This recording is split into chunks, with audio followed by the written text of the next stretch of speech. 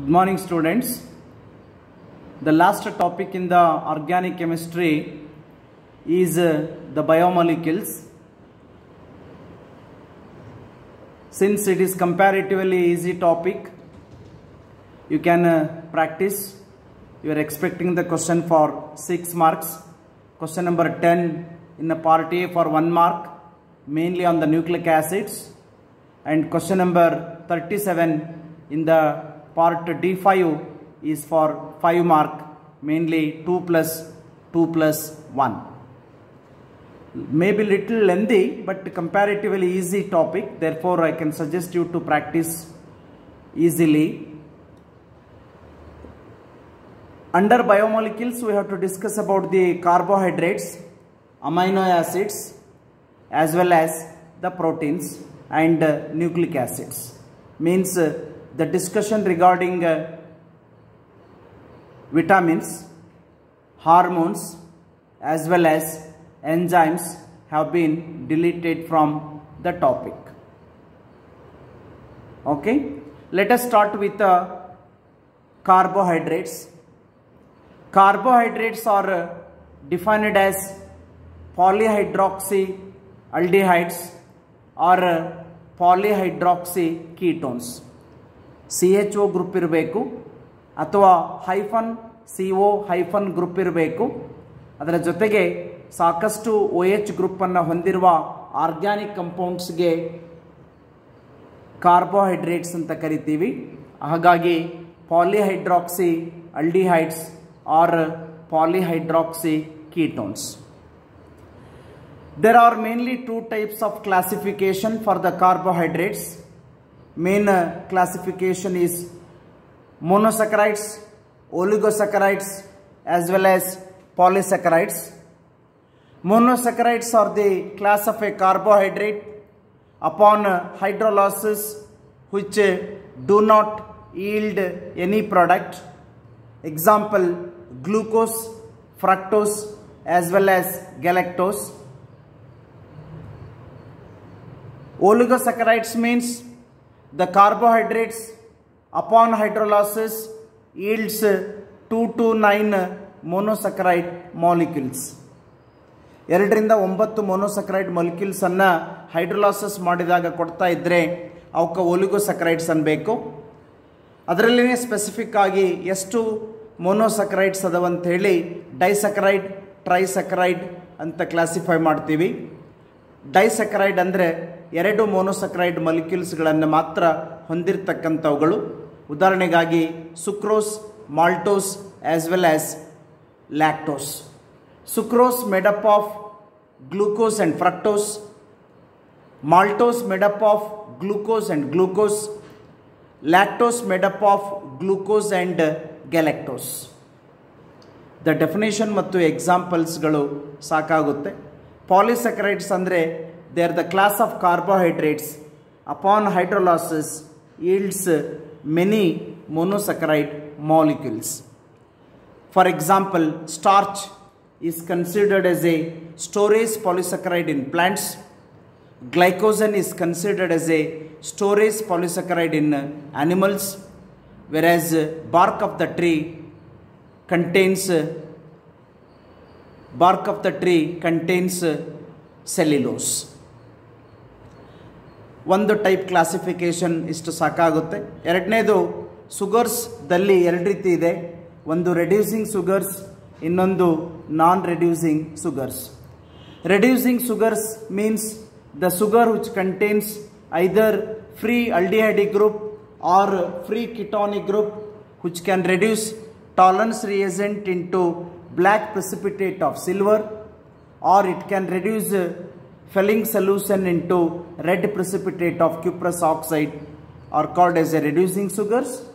Sucrose ಅನ್ನು ಹೊರತುಪಡಿಸಿ ಇನ್ನುಳಿದಿರೋ ಎಲ್ಲ ಎಕ್ಸಾಂಪಲ್ಸ್ ಅನ್ನ ರೆಡ್ಯೂಸಿಂಗ್ ಸುಗರ್ಸ್ ಅಲ್ಲಿ ಕೊಟ್ಬಿಡಿ. ಅಂದರೆ ಗ್ಲೂಕೋಸು, ಗ್ಯಾಲಕ್ಟೋಸು, ಫ್ರಕ್ಟೋಸು, ಮಾಲ್ಟೋಸ್ ಮತ್ತು lactose. Whereas sucrose is a non-reducing sugar because it do not contain free CHO group, it do not contain free ketonic group attached to the CH2OH group. Therefore, it cannot reduce either tolerance reagent into black precipitate of silver. It cannot reduce filling solution into red precipitate of cuprous oxide. Therefore, sucrose is a non-reducing.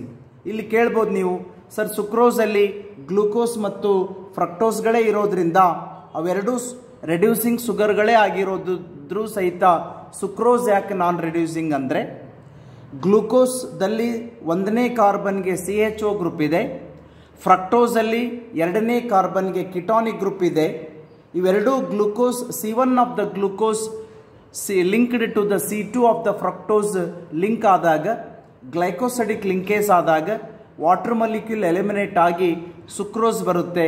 ಹಾಗಾಗಿ C1 of the ಗ್ಲೂಕೋಸಲ್ಲಿ CHO ಇಲ್ಲ, C2 of the ಫ್ರಕ್ಟೋಸಲ್ಲಿ CO hyphen ಇಲ್ಲ. ಅದಕ್ಕೋಸ್ಕರ sucrose is non reducing sugar. This much is enough regarding the classification of the carbohydrates is concerned. ಇನ್ನು ಕೇವಲ ಮೊನೊಸಕ್ರೈಡ್ಸ್ಗಳ ಬಗ್ಗೆ ಮಾತ್ರ ಡಿಸ್ಕಸ್ ಮಾಡಬೇಕು ಡೀಟೇಲ್ಸ್ ಆಗಿ. Let us go for structural elucidation of the glucose ಅನ್ನ ಬ್ರೀಫ್ ಆಗಿ ಹೇಳೋದಾದ್ರೆ, based on the elementary analysis and molar mass determination, glucose contains C6H12O6 as the molecular formula. Glucose on heating with a hydroiodic acid in presence of red phosphorus, it gives N-hexane, indicates there are 6 carbon atoms in the glucose. Number 1. Second point, ಒಂದು molar mass determination ಪ್ರಕಾರ molecular formula C6H12O6 ಅಂದ್ರಿ. ಮತ್ತೆ glucose with hydrogen iodine presence of red phosphorus ಮಾಡಿದಾಗ N-hexane ಬರ್ತಿರೋದ್ರಿಂದ ಅದರಲ್ಲಿ 6 carbon ಎಟಮ್ಸ್ ಅದಾವು ಅಂತ ಹೇಳಿ. Glucose on heating with hydroxylamine giving rise to glucose oxime ಅಥವಾ ಗ್ಲುಕಾಕ್ಸೈಮ್ ಬರುತ್ತೆ. That indicates glucose consist of carbonyl group. May be doubtful ಇದೆ ಈ ಪಾಯಿಂಟಲ್ಲಿ, may be aldehyde or a ketone.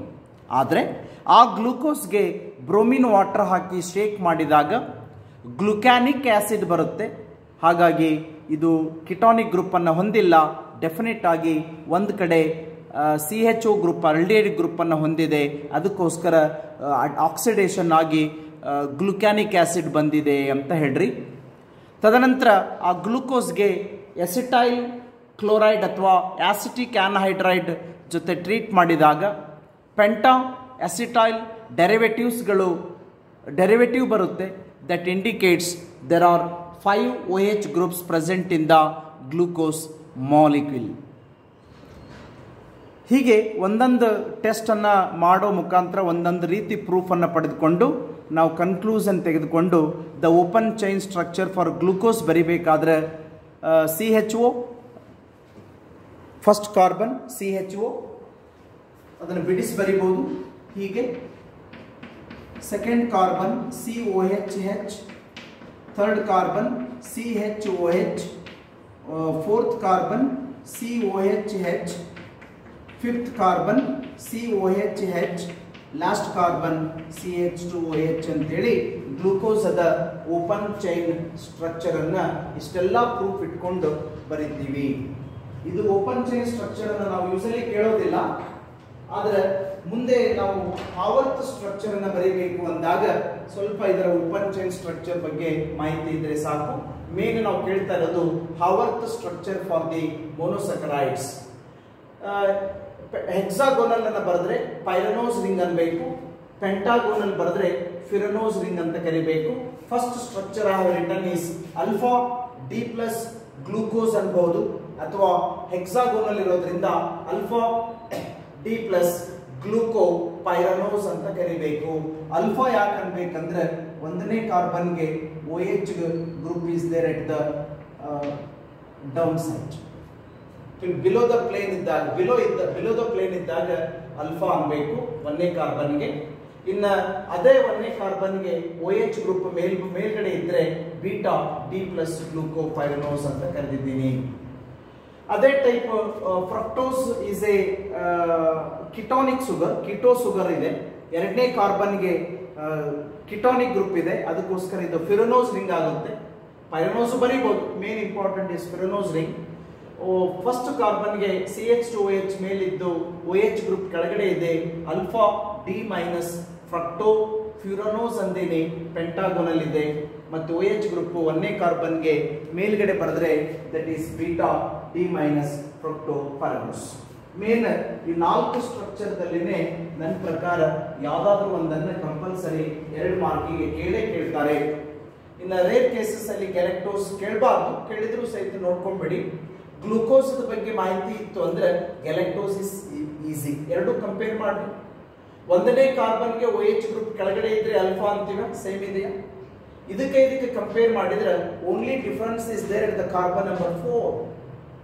4ನೇ ಕಾರ್ಬನ್ಗೆ OH ಗ್ರೂಪ್ ಕೆಳಗಡೆ ಇದ್ರೆ ಗ್ಲೂಕೋಸು, OH ಗ್ರೂಪ್ ಮೇಲ್ಗಿದ್ರೆ ಗ್ಯಾಲಕ್ಟೋಸ್. ಅದೇ type first carbon OH group ಮೇಲೆ ರಿಮೈನಿಂಗ್ ಗ್ಯಾಲಕ್ಟೋಸ್ ಬರ್ತೀನಿ, ಬೀಟಾ ಡಿ ಗ್ಯಾಲಕ್ಟೋಸ್. ಇವಿಷ್ಟು ಸ್ಟ್ರಕ್ಚರ್ದಲ್ಲಿ ಮೊದಲಿಗೆ ಡೈಸಕ್ರೈಡ್ಸು ಅವೆಲ್ಲವುಗಳಿದ್ದು, ಪಾಲಿಸಕ್ರೈಡ್ಸು ಇತ್ತು. ನಿಮಗೆ ಕೇವಲ ಮೊನೋಸಕ್ರೈಡ್ಸ್ ಇರೋದ್ರಿಂದ ಇದರಲ್ಲೇ ಮತ್ತೆ ಸಿಲೆಕ್ಷನ್ ಮಾಡಲಿಕ್ಕೆ ಹೋಗಬಾರ್ದು. ಕಂಪಲ್ಸರಿ ಇಷ್ಟು ಸ್ಟ್ರಕ್ಚರ್ ಅನ್ನ ಪ್ರಾಕ್ಟೀಸ್ ಮಾಡಲೇಬೇಕು. I think this much is enough regarding the carbohydrates is concerned. Let us go for the second unit under the same topic, biomolecules regarding the amino acids. Amino acids na ಕಲ್ತ್ಕೊಂಡ್ರೆ proteins ಗಳ ಬಗ್ಗೆ ನಾವು details ಹೇಳ್ಬೋದು.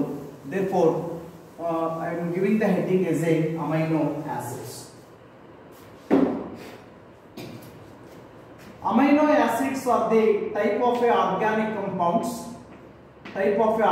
compounds which are having at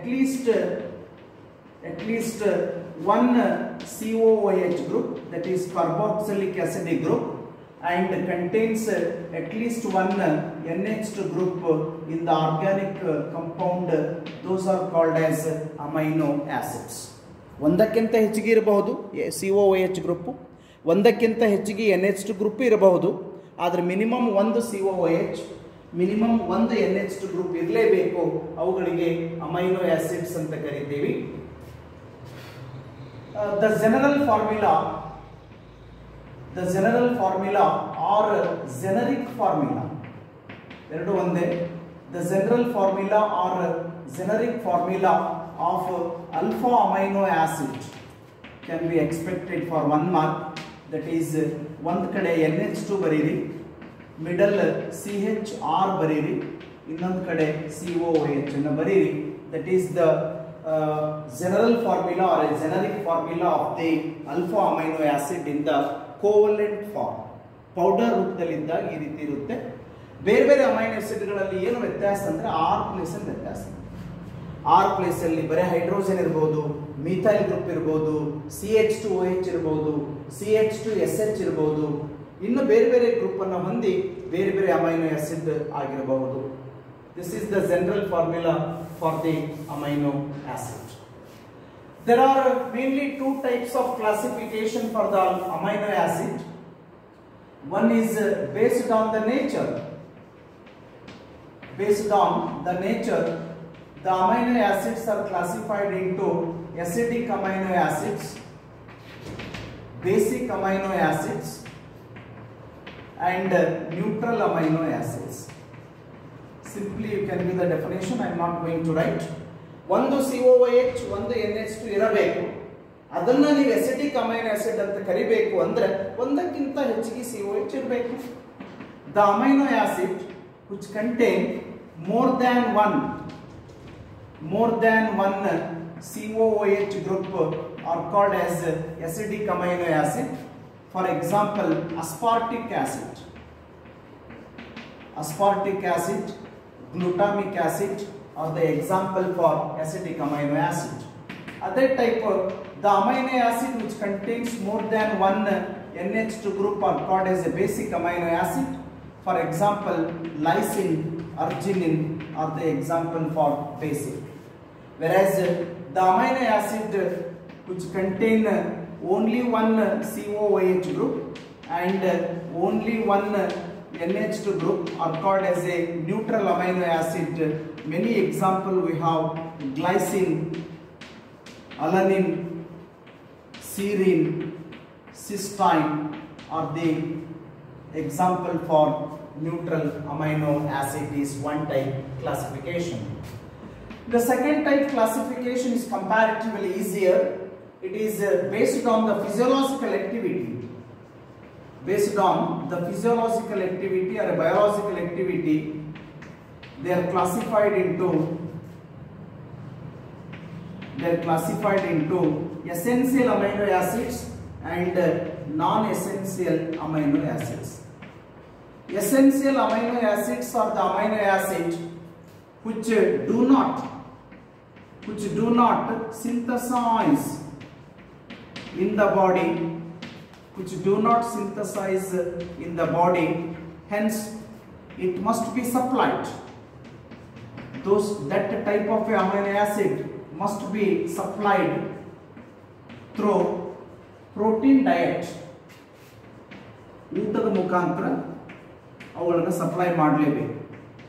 Those are called as essential amino acids. ನಮ್ಮ ದೇಹದಲ್ಲಿ ತಮ್ಮಷ್ಟಕ್ಕೆ ತಾವೇ ತಯಾರಾಗದೇ ಇರತಕ್ಕಂಥ amino ಆಸಿಡ್ಗಳು ಆಗಿರೋದ್ರಿಂದ food ಮುಖಾಂತರ ಕಂಪಲ್ಸರಿ ಸಪ್ಲೈ ಮಾಡಬೇಕು. ಅಂತವುಗಳನ್ನ ಎಸೆನ್ಷಿಯಲ್ ಅಮೈನೋ ಆಸಿಡ್ಸ್ ಅಂತ ಕರಿತೀವಿ. For example leucine,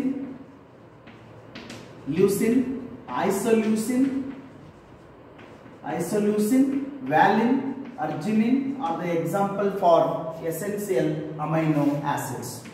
Whereas non-essential amino acids are the amino acid which can synthesize in the body, hence need not have to supply through protein diet. Food ಮುಖಾಂತರ ಅವನ್ನ supply ಮಾಡತಕ್ಕಂಥ ಅವಶ್ಯಕತೆ ಇಲ್ಲ. ಅವು ನಮ್ಮ ದೇಹದಲ್ಲಿ ತಾವೇ ತಯಾರಾಗ್ತಾವು. ಅವುಗಳಿಗೆ ನಾನ್ ಎಸೆನ್ಷಿಯಲ್ ಅಮೈನೋ ಆಸಿಡ್ಸ್ ಅನ್ಬೇಕು. For example glycine, alanine, serine, cysteine are the example for non-essential amino acids.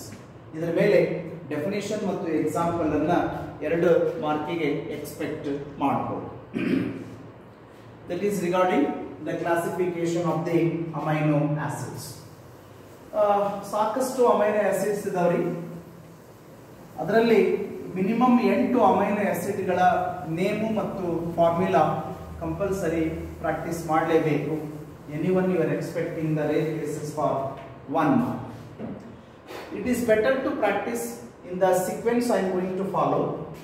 Name of the amino acid is glycine, alanine, serine, cysteine, like aspartic acid,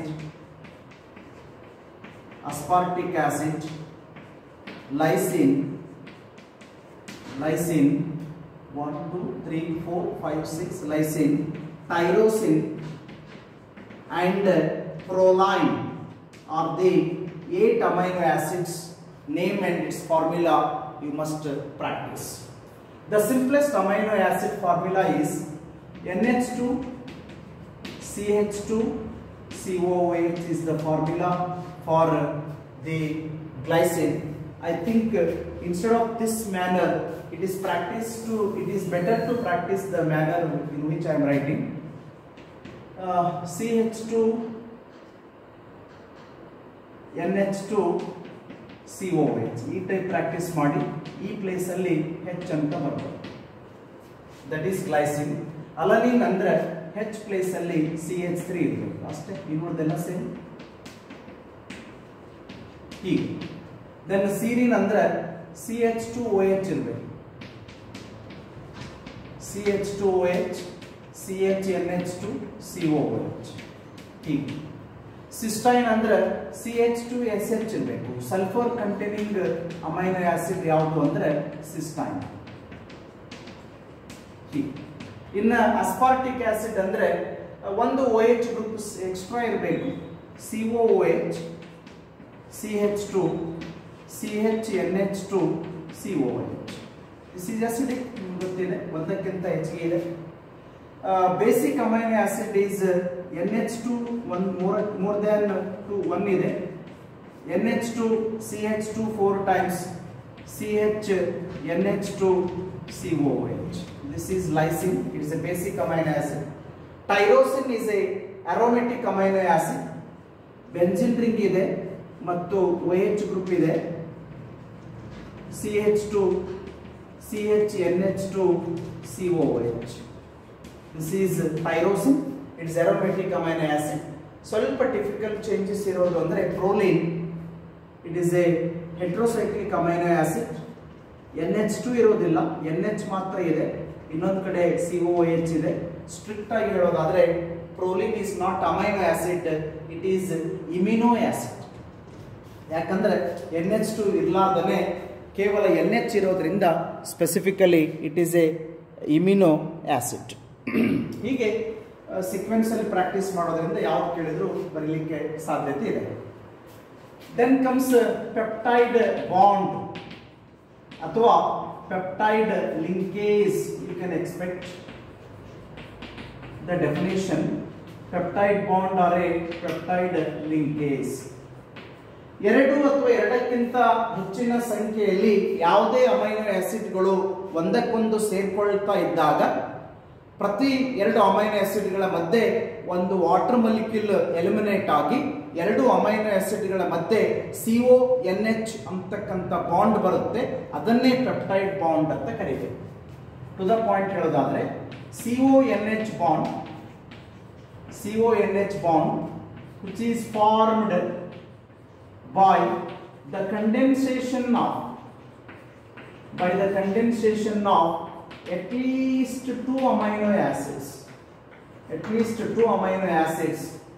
Is called as a peptide linkage or peptide bond. CONH bond which is formed by the condensation of at least two amino acids is called as a peptide bond or peptide linkage. ಒಂದು example ಕೊಡೋದಾದ್ರೆ NH2 CH COOH is a glycine plus HNH ಅಂದ್ರೆ NH2 CH3 COOH is a alanine. ಒಂದು glycine ಇನ್ನೊಂದು alanine ಎರಡನ್ನೂ ನಾವು condensation ಒಳಪಡಿಸಿದಾಗ ಎರಡರ ಮಧ್ಯೆ ಒಂದು water molecule eliminate ಆಗಿ ಸಿಗ್ತಕ್ಕಂಥ NH2 CH CONH CH3 COOH ಬಂದಿದೆಯಲ್ಲ, ಇದಕ್ಕೆ ಡೈಪೆಪ್ಟೈಡ್ ಅಂದ್ರೆ ಎರಡು ಅಮೈನೋ ಆಸಿಡ್ಗಳು ಸೇರ್ಕೊಂಡು ಬಂದಿರೋದ್ರಿಂದ ಗ್ಲೈಸಿನ್ ಅಲನಿನ್ ಡೈಪೆಪ್ಟೈಡ್ ಅನ್ಬೇಕು. ಇದರಲ್ಲಿ CONH ಬಾಂಡ್ ಬಂದಿದೆಯಲ್ಲ ಅದಕ್ಕೆ ಪೆಪ್ಟೈಡ್ ಬಾಂಡ್ ಅಂತ ಕರೀಬೇಕು. Clear? The CONH bond which is formed by the condensation of at least two amino acids is called as a peptide bond. I have given you the example to convince you. ಒಂದು glycine ಮತ್ತೊಂದು alanine ತೆಗೆದುಕೊಂಡು ಎರಡನ್ನೂ condensation ಒಳಪಡಿಸಿದಾಗ ಒಂದು water molecule eliminate ಆಗಿ ಎರಡರ middle CONH bond ಬಂದಿದೆಯಲ್ಲ, that is considered as a peptide bond R a peptide linkage. ಅದರ definition ಜೊತೆಗೆ ಮತ್ತೊಂದು ಸಿಂಪಲ್ ಕ್ವಶನ್ ಕೇಳ್ತಾರೆ. How many peptide bonds are there in a dipeptide ಅಥವಾ ಟ್ರೈಪೆಪ್ಟೈಡ್ ಅಥವಾ ಟೆಟ್ರಾಪೆಪ್ಟೈಡ್ ಅಥವಾ ಪೆಂಟಾಪೆಪ್ಟೈಡ್ ಅನ್ನು ಕೊಟ್ಟು ಹೌ ಮೆನಿ ಪೆಪ್ಟೈಡ್ ಬಾಂಡ್ಸ್ ಅಂತ ಕೇಳಿದಾಗ ಸಿಂಪಲ್ ಹೋಗ್ಬಿಡಿ, N-1 ರೂಲ್ ಅನ್ನು ಅಪ್ಲೈ ಮಾಡಿ. N-1 rule is applied to indicate the number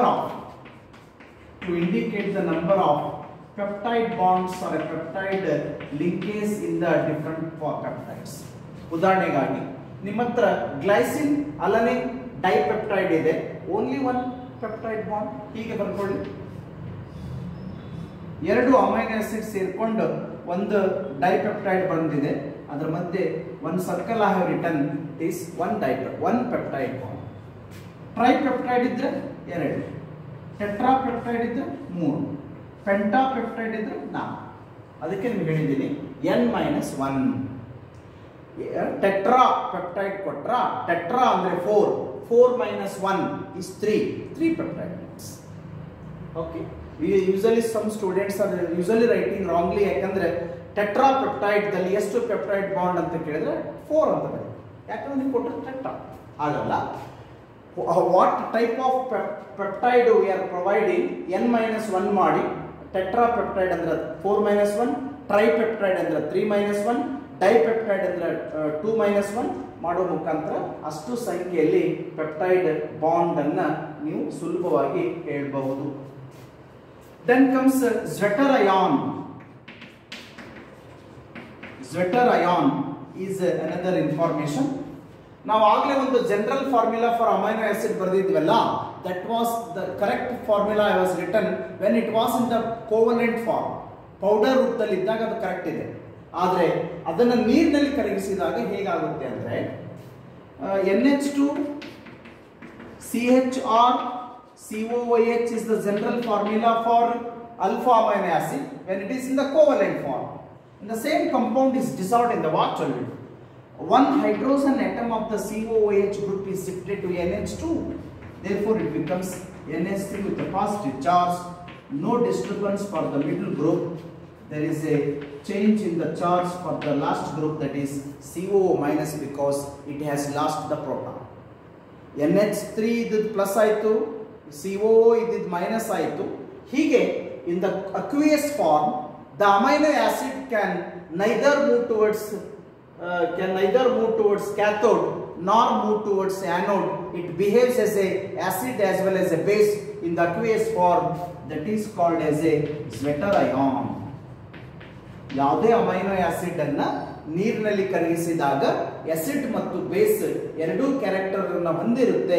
ಅದಕ್ಕೆ ಜ್ವೆಟರ್ ಅಯಾನ್ ಅಂತ ಕರೀಬೇಕು. ನಾವು ಜನರಲ್ಲಿನೇ ಜ್ವೆಟರ್ ಅಯಾನ್ ಬರೀರಿ ಅಂತ ಕೇಳಬೇಕು ಅಂತ ರೂಲ್ಸ್ ಇಲ್ಲ. ಈಗಾಗಲೇ 8 ಎಕ್ಸಾಂಪಲ್ ಕೊಟ್ಟಿದ್ದೀನಿ. ಅದರಲ್ಲಿ ಬೇಕಾದ್ರೆ ಪ್ರೋಲೈನ್ ಅವಾಯ್ಡ್ ಮಾಡಿ ಜ್ವೆಟರ್ ಅಯಾನ್ ಬರಿಬೇಕಾದ್ರೆ. ಇನ್ನು ಉಳಿದ್ರು ಯಾವುದು 7 ಎಕ್ಸಾಂಪಲ್ ಯಾವ್ದು ತಗೊಂಡ್ರು ಸಹಿತ ನೀವು ಜ್ವೆಟರ್ ಅಯಾನ್ ಬರೀಬಹುದು. ಹೌದಲ್ಲ? ಯಾವ್ದ್ರಿ ಅಲನಿನ್ ಇದನ್ನ ಸಿರಿನ್ ಬರೀತೀರಾ, ಇಲ್ಲಿ NH3 ಪ್ಲಸ್ ಮಾಡಿ, ಅಲ್ಲಿ COO- ಮಾಡಿ, remaining as it is carry ಮಾಡಿ. Therefore, easily you can get the marks by writing the definition for a peptide bond, by writing how many peptide bonds in a different peptides, and you can write easily what is the zwitter ion definition, and also zwitter ion structure for any amino acid can be expected among these 8. any 7 ದಲ್ಲಿ ಯಾವುದಾದ್ರೂ ಒಂದನ್ನು expect ಮಾಡಬಹುದು. Okay, will go for the remaining information in the biomolecules in the Monday class. Thank you.